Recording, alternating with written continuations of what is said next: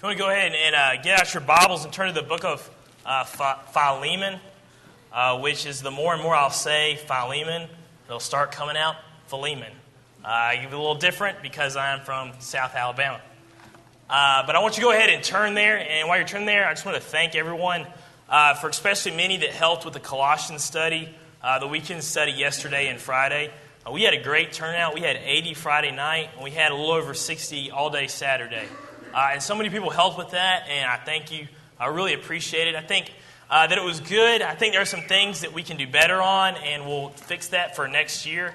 But I'd like to, again, this become a thing. And every year at the beginning of the year, especially a lot of the young people here will know, hey, we're going to study a book at the beginning of the year, and that's something I can look forward to and be part of.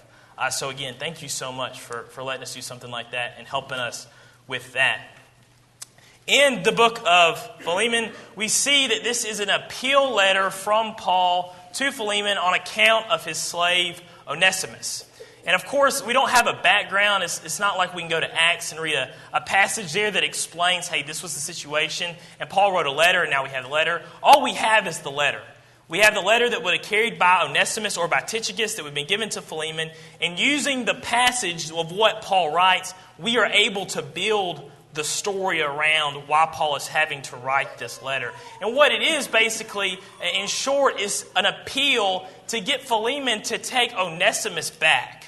That Onesimus would have been a runaway slave that would have left, somehow found Paul. Things would have turned around in his life, and Paul would have told Onesimus, you need to go back. And this was an appeal for Philemon to take Onesimus back. So let's go ahead and read this. And Andrew Beard already read the appeal part. I'm going to read it again here starting in verse 8. Therefore, though I might be very bold in Christ to command you what is fitting, yet for love's sake I rather appeal to you, being such as one of Paul the aged, and now also a prisoner of Jesus Christ, I appeal to you for my son Onesimus, whom I have begotten while in my chains, who once was unprofitable to you, but now is profitable to you and to me. I am sending him back. You therefore receive him, that is my own heart, whom I wish to keep with me, that on your behalf he might minister to me in my chains for the gospel. But without your consent I wanted to do nothing, that your good deed might not be compulsion, as it were, but voluntary. For perhaps he departed for a while for this purpose, that you might receive him forever. No longer as a slave, but more than a slave, a beloved brother, especially to me, but how much more to you, both in the flesh and in the Lord. And then if you count me as a partner, receive him as you would me. But if he has wronged you and owes you anything, put that on my account. I, Paul, am writing to you with my own hand, I will repay. Not to mention to you that you owe me even your own self besides. Yes, brother, let me have joy from you in the Lord. Refresh my heart in the Lord. Having confidence in your obedience, I write to you, knowing that you will do even more than I say. What keyed out to me the most and what I want to talk about with you tonight is verse 11. And in my version that I just read, it said he was once unprofitable, but now he's profitable. And in Andrew Beard's version that he just read, he was useless, but now he is useful to you and to me. And I think maybe that's the word that we use more commonly today, useful instead of profitable. So basically I want to ask the question, what was the change? Why was Onesimus useless to Philemon and to Paul, but now by the time this letter is written, he's useful? That he was a servant to Philemon. Originally he was useless. There was nothing good coming from his work, but now he's actually very useful. He's so useful to the point that Paul doesn't want to give him up. Paul wants to keep him. He's like my own heart. He's doing all these great things for me, and I can say that he's doing it for me for your sake. I actually want to keep him, but I'm going to have to send him back. So this is how useful Onesimus was in his ministry, helping Paul for his job here. And this is what I want to be. I want to be useful. And this is what I want to take from this. I want to be useful like Onesimus is, as Onesimus was useful to Paul. Outlining this that we just read and some things that I've already said, but this is where we bring out the storyline and the context of this letter. In verse 16, we've learned that Onesimus was Philemon's slave. He was a slave or a servant, bondservant to Philemon. In verse 12, verse 15, there's a typo there, but it said that he ran away from Philemon and somehow met up with Paul when he was in prison. We know that this is a prison letter because it was delivered by Tychicus or by Onesimus, and we'll see why we know that in just a second. You see in verse 12, he says, I am sending him back, meaning obviously that he left at some point. And in verse 15, that for perhaps he departed for a while. So maybe this is the reason why he left you, is that he could come back to you forever. So Paul says, even though it might have been wrong, well, it was wrong for him to leave the way he did, it really, you're going to see, Philemon, that it's going to be for the better. Because I'm going to return him to you better than how he was when he left. In verse 12, that he was going to return. And in verse 11, as we've already said, he was once profitable to you, but now he is profitable to you and to me. So let me ask the big question I did at the beginning. Why? What has been the change? Why is he now profitable and once was unprofitable? Why is he useful, but he was once useless? Well, we learn that in verse 15. He says that he's going to be returned not just as a slave, but more than a slave. Now he's a brother. He's a beloved brother, and you keep on reading that verse, in the Lord. So what seems to me and what I infer from this book is that when Onesimus departed and ran, when he met up with Paul, he was converted by Paul. And he put on Christ through the waters of baptism just like everybody else does. And when he repented, he realized that he needed to go back. And now as Paul is aiding him return to the state that he needed to be in so that he would be right with God and he would be right with Philemon. This is what made him useful, was that he was working for, he became one with the Lord. There's a connection to this book and to Colossians. So we learn in verse 2, if you look at that in this book, it says, this is his introduction, to the beloved Aphia, Archippus, our fellow soldier, and to the church is in your house. So the church that Philemon meets at, that works with, actually worship as his church. Now, turn to the book of Colossians. Colossians chapter 4.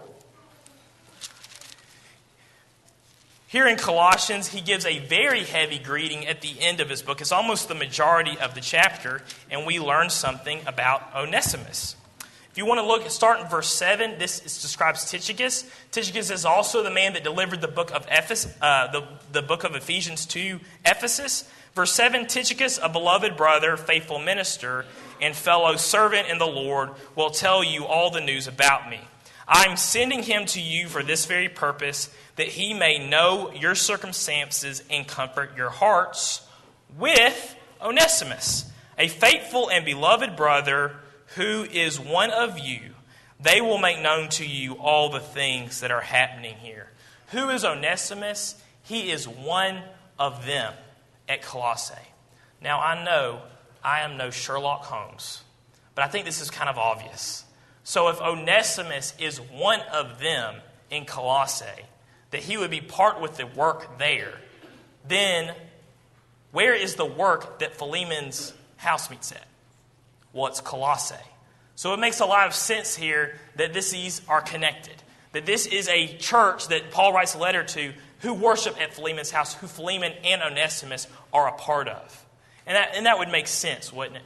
What's even more impressive is that in chapter 3, he's going to define the bondservant and the master relationship.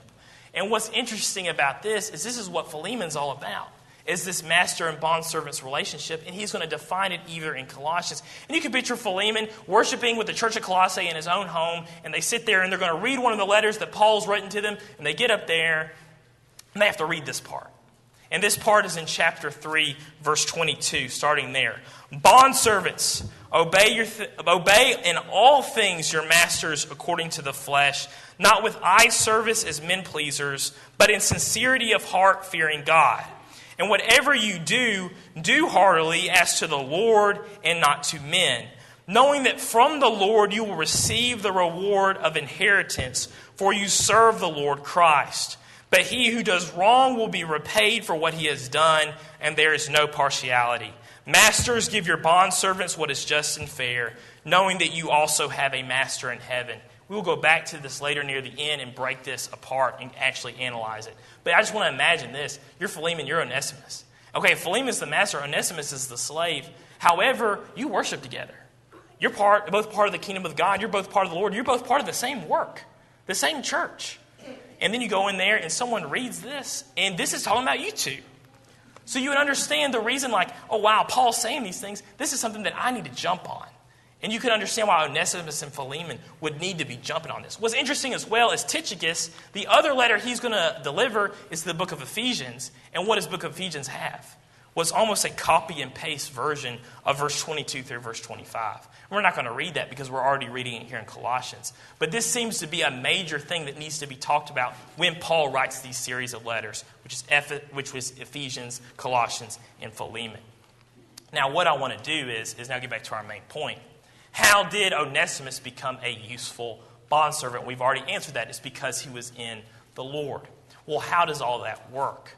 Well, what that would work is we backtrack through Colossians and see some of the main points. Before I get into this, let me make a few things clear that I always think about when we start reading about bondservants and masters.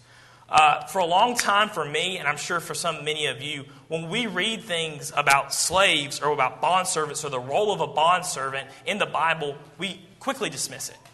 We say, okay, I live in the land of the brave and of the free. I don't need to worry about slaves and about masters. That's not the world we live in. Now, in reality, if you really think about it, that's not necessarily true. Now, we do have more rights than Onesimus would have, right? So I might have someone who has authority over me in the workplace, but I have the right at any time to quit. I can quit, I can leave, and they can't bring me back for any reason. So I do have different rights. However, just like Onesimus and Philemon, I still have people that have authority over me. I still have masters in that sense.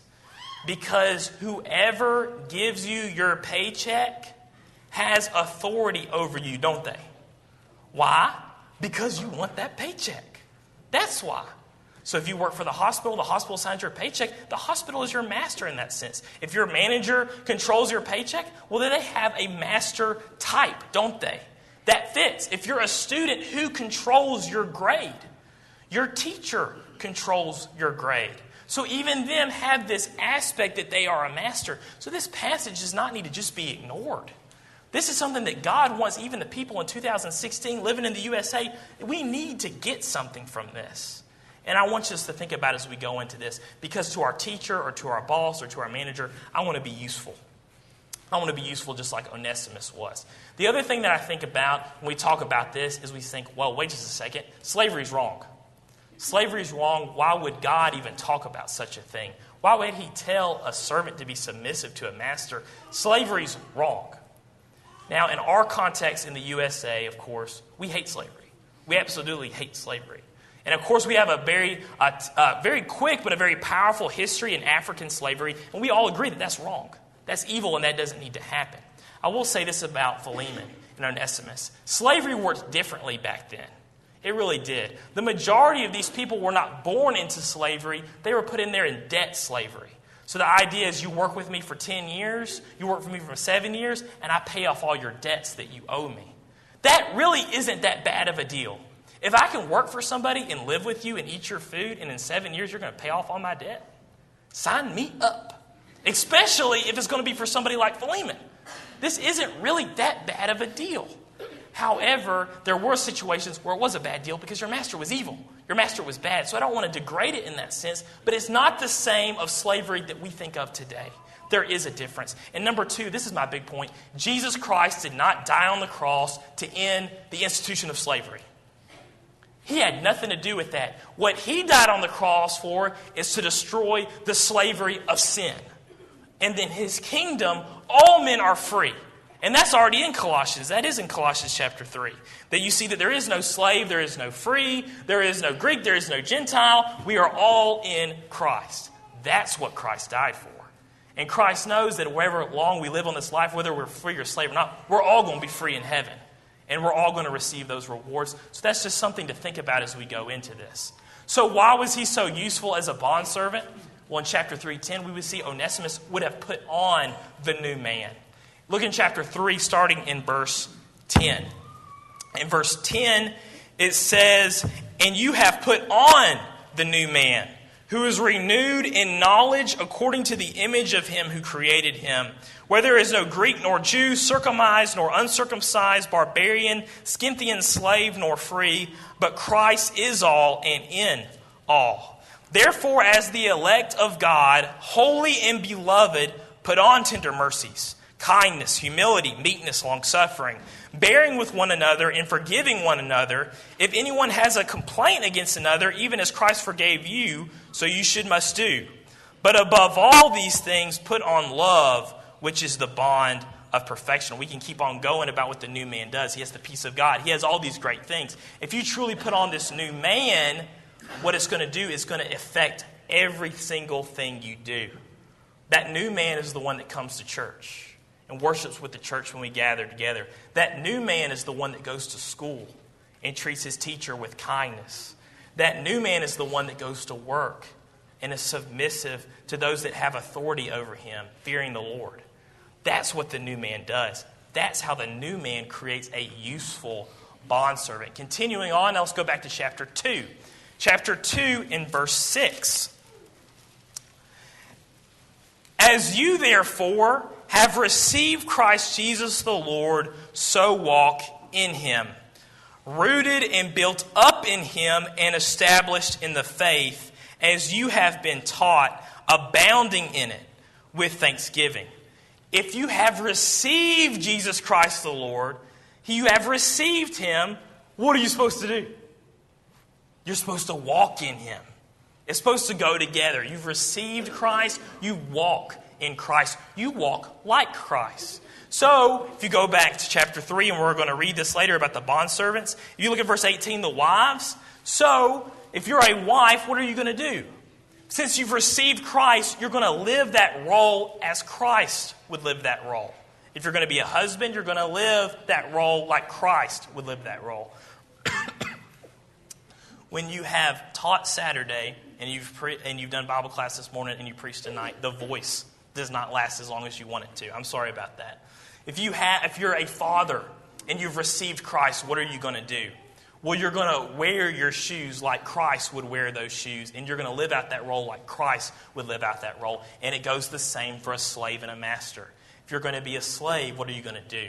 You're going to walk like Christ would walk if he was in that role. So because you have received him. One more in chapter 1, going all the way back to the beginning. Verse 9 of chapter 1. This is what Paul wanted for the Colossians. This was his prayer. Verse 9, for this reason we also, since the day we heard it, do not cease to pray for you and to ask that you may be filled with the knowledge of his will in all wisdom, spiritual understanding, that you may walk worthy of the Lord, fully pleasing him, being fruitful in every good work and increasing the knowledge of God, strengthening with all might according to his glorious power for all patience and long-suffering with joy. So what you have done, and this is your aim, is you've received the knowledge and all the treasures and the mystery of Christ in verse 9 with all understanding, and now you want to walk worthy of the Lord. You want to please him, and you want to be fruitful in every good work. So because Jesus has such a profound effect on you, it spills over into everything you do. Even if you are a slave, even if you are an employee, even if you are a student, either if you're a child and you're just supposed to obey your parents right now, all those things should spill over into your other works of life. This is the motivation behind all of this that we're about to talk about. Now let's actually talk about the passage we've already read. Chapter 3, verse 22. For my voice's sake, I'm not going to read it again. I was going to, but we're going to go through every phrase, so we'll get it all again. Chapter 3, verse 22, we see that for our earthly masters, those that have authority over us in this earth, this is what's expected out of us that have received Christ. We are supposed to obey in all things your masters according to the flesh. And I think according to the flesh is just another way of saying your earthly masters. You're supposed to obey all things. So things that I want to do, yes. What about things I necessarily really don't want to do? Yes. That is what Christ would do if he was in your situation, and that's what he expects you to do in your situation. You're supposed to obey in all things. And what this does is this puts you above and beyond what the world's standards are. Because the world, they don't obey all things that their earthly masters tell them to do. They do what they want. If you remember a while back, we talked about above average kindness. And this is what God expected of us, is that this is kindness right here, but God expects more than what is normal expected as kindness. And I think this is the same thing. When you see people expect that, okay, this is normal, this is the average amount of obedience I should show my earthly master. Actually, no. God's asking you to go above and beyond what he expects of you. Continuing on, not with eye service as men pleasers, but in sincerity of heart, fearing God. So I don't do it just to please someone else's eyes. I don't do it just to please other men, but I'm sincere in my heart because I fear God. That's why I work the way I work. What inspired me originally to do this, and of course it's connected to Colossians, and that kind of wanted me to do this tonight. But Monday I was on my way to run some errands, and I had to get on 65 South, which all of us know is awful right now. And some of us I know are even having to work out on there. But what it is they're doing all this construction. I know for the past 3 years that I've lived here, they've been doing construction on right here when you're going to get southbound on 65. And it's not always easy. Sometimes you get on it and you have no clue, and all of a sudden you're stuck. And you're just trying to go from Fultondale to Gardendale, right? Not very far at all, but you're stuck. So what you have to do is you have to be patient, and you have to, go, okay, they're going to work on it. They're going to finish it one day. I'm going to be okay. But traffic can get you, can't you? It easily become angry and put that old man back on. I'm going on here, and we're going like 35 miles per hour, and I'm going southbound on 65. And I just see 3 guys over here that are got the hard hats on. They're all geared up. They seem like they're the ones working on this. There's only 3 of them. One of them is in a backhoe.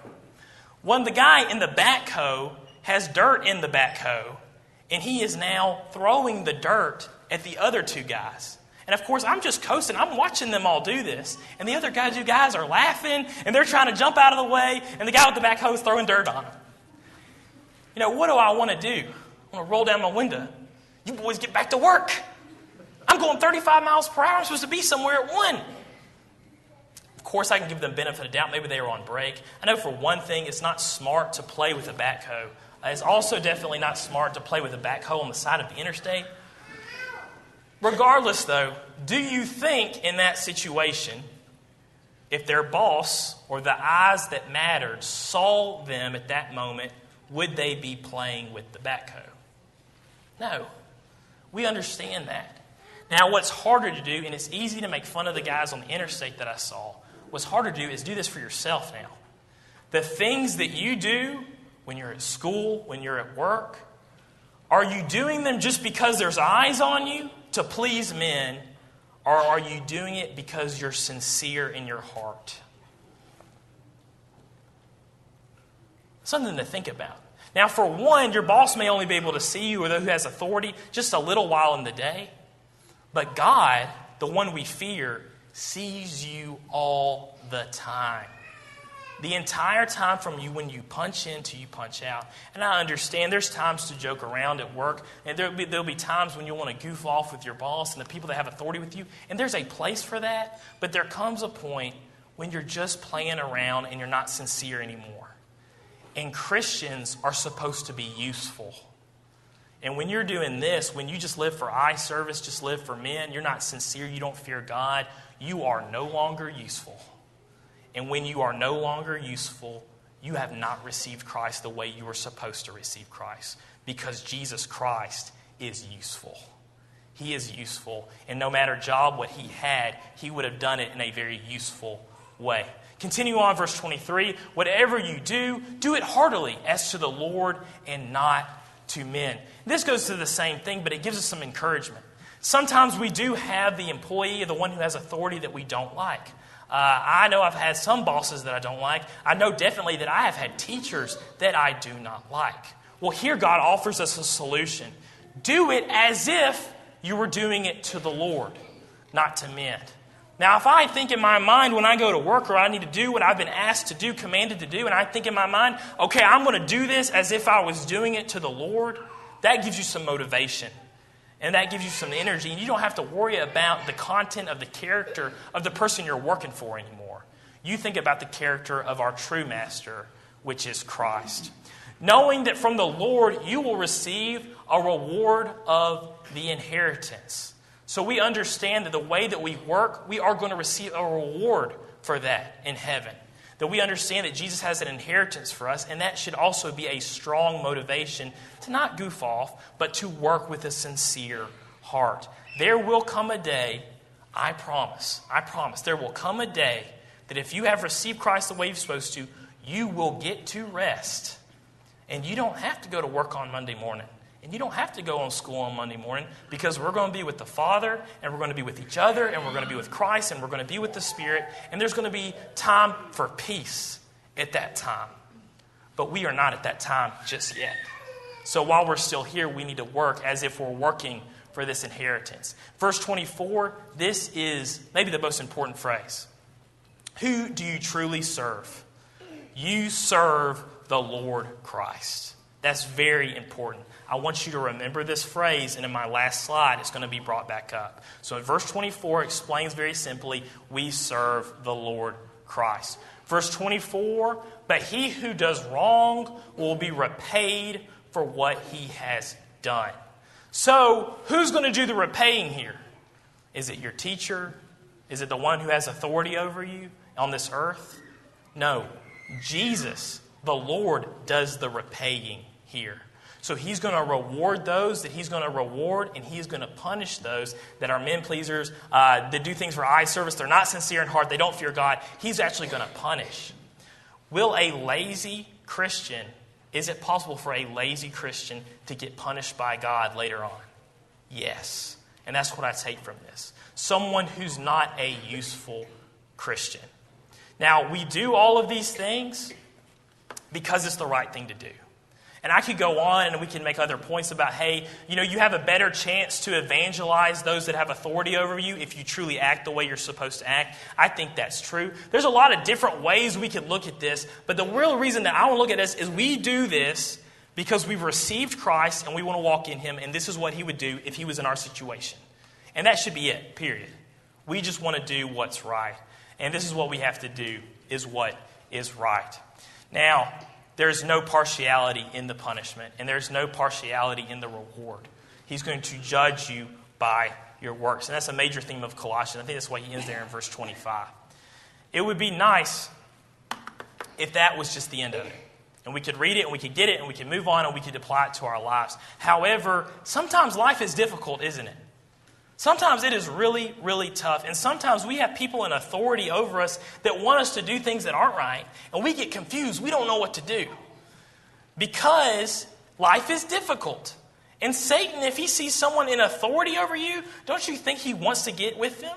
And he wants to figure out a way to somehow abuse you so you are no longer the useful person you're supposed to be as a Christian. So we play the but what if game. And one of these what if game is important. And the next one, I think, is more of an emotional thing that we have to get through. So number one here, but what if my earthly master commands me to sin? This happens in real life, doesn't it? It really does. You see people that will command those under them to lie, to cheat on the taxes, to cheat on the books. We know of many cases, I know of cases, and you'll see it on the news, when those that had earthly authority commanded the person to commit sexual immorality with them. And then the people were afraid to lose their job, so they went ahead and they did it. That would be someone, an earthly master, commanding you to sin. In that situation, you have to think about this again. Well, the solution again is verse 24. And what do we talk about in verse 24? I told you to remember it. Who do you serve? The Lord Christ. You serve the Lord Christ. So there is some point, if this happens, you have to remember who is the ultimate authority. Jesus is the ultimate authority. What would Jesus do in this situation? Well, he wouldn't sin. He would handle it, and he would trust in God. Let's turn to 1 Timothy 5. 1 Timothy 5. This is not in the context of the way you would treat a master, but it is in the context of the way you would handle a situation with your brethren. And what it is Paul shows here that there is a way to correct people that do have some type of authority over you. So it's not that we have to be subject in the sense of we don't listen, we don't pay attention, and if sin's going on, we just ignore it because we're supposed to submit. But there are ways to correct others. And what this is talking about is those of the brotherhood. Verse 1 of chapter 5, just reading this, do not rebuke an older man, but exhort him as a father, younger men as brothers, older women as mothers, younger women as sisters with all purity. So there is a way to rebuke someone that's older than you, isn't it? Or maybe to correct. You don't really rebuke. Instead, here it says the way you do it is you exhort. That's the way you would handle that type of situation. Mr. Benny, and I haven't picked on you in a while, but if Mr. Benny needs to correct me in some way, he can handle it very easily. I know he has my best interests at heart. He'll come to me. He said, Andrew, you're wrong. You need to fix this. And I say, thank you, and I go fix it. And that's the end of the situation. If I saw something that Mr. Benny needed to correct, I probably wouldn't go up to him and say, Benny, you're wrong. You need to fix this. Go fix it. I wouldn't say it to the same way he says me. He's got things that I don't have. He's got experience that I don't have. And what I'm supposed to do is exhort him as a father.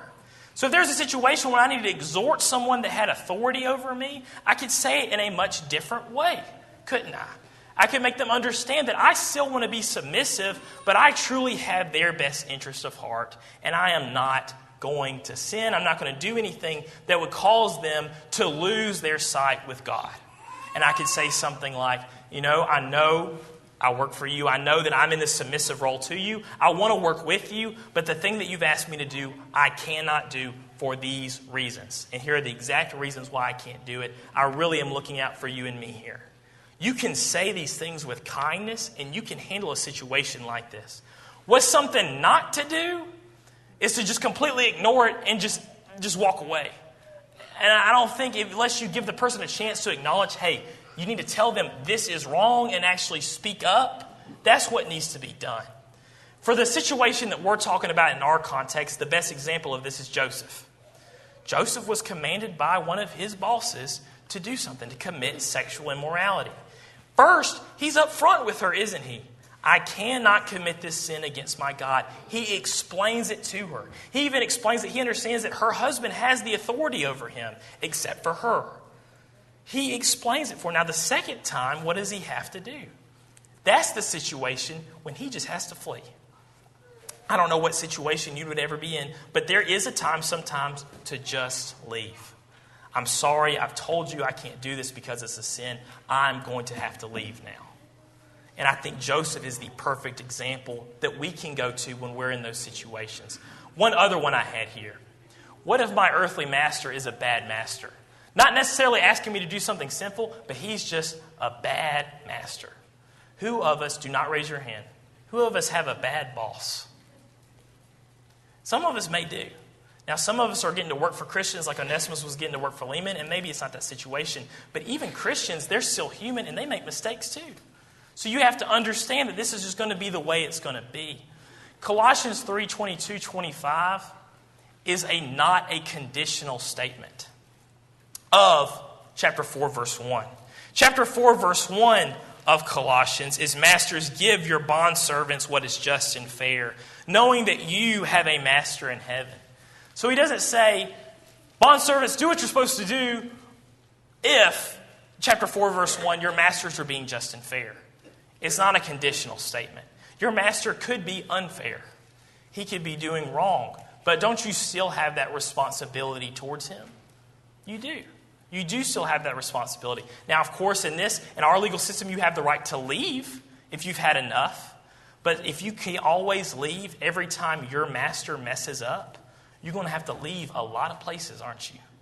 If you left every time a teacher got upset with you in school, you're going to have to drop a lot of classes if a teacher was unfair with you or did something wrong or was just poor.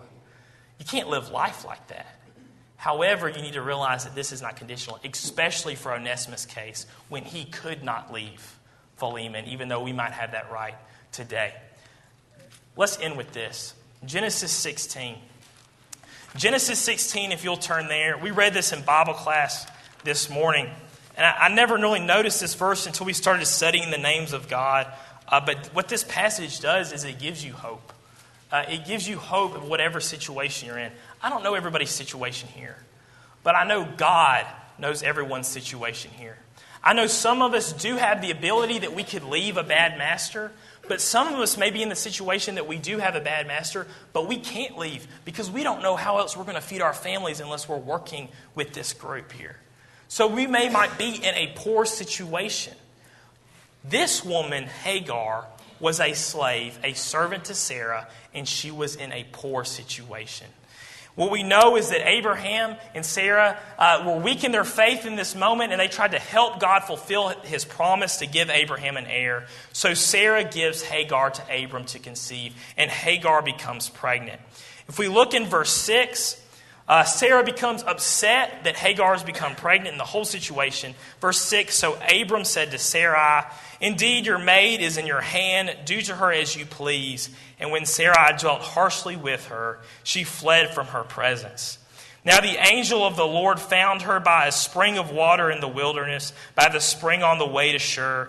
And he said, Hagar, Sarai's maid, where have you come from and where are you going? She said, I'm fleeing from the presence of my mistress Sarai. Then the angel of the Lord said to her, return to your mistress and submit yourself under her hand. Then the angel of the Lord said to her, I will multiply your descendants exceedingly, so that they shall not be counted for multitude. And the angel of the Lord said to her, behold, you are with child, and you shall bear a son, and you shall call his name Ishmael, because the Lord has heard your affliction. He shall be a wild man. His hand shall be against every man, and every man's hand against him, and he shall dwell in the presence of all his brethren. Then she called the name of the Lord who spoke to her, you are the God who sees. For she said, have I also seen him who sees me? So Hagar is in a worst possible situation than any of us are ever going to be in. That she is actually stuck with this master. She has to be with her unless Sarah decides to free her.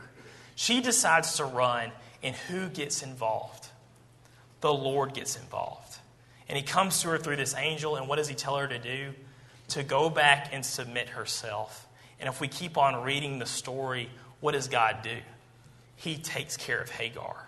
He takes care of Hagar after she submits herself back to Sarah.